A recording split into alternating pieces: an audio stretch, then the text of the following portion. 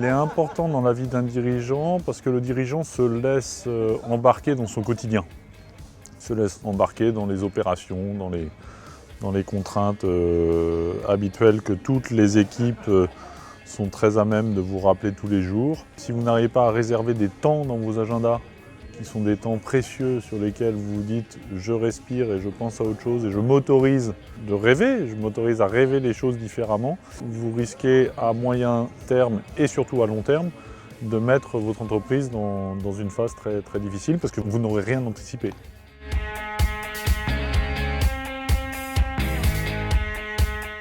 Alors, la différence, c'est la réunion d'aujourd'hui. On a balayé tout un tas de signaux qui sont dans nos marchés, hors de nos marchés, qui sont internationaux, qui sont nationaux, qui sont régionaux. On a des signaux, on les a identifiés comme étant majeurs.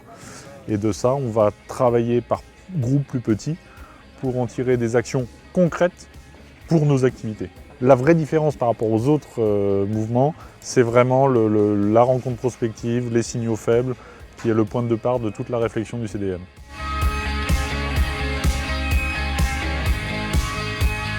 Je me suis rendu compte que m'impliquer beaucoup plus dans la structure, ça me force encore plus à rentrer dans tous les signaux qui nous sont livrés, dans toute la matière qui nous est donnée, et à m'impliquer plus justement dans tous ces travaux qu'on va faire en aval.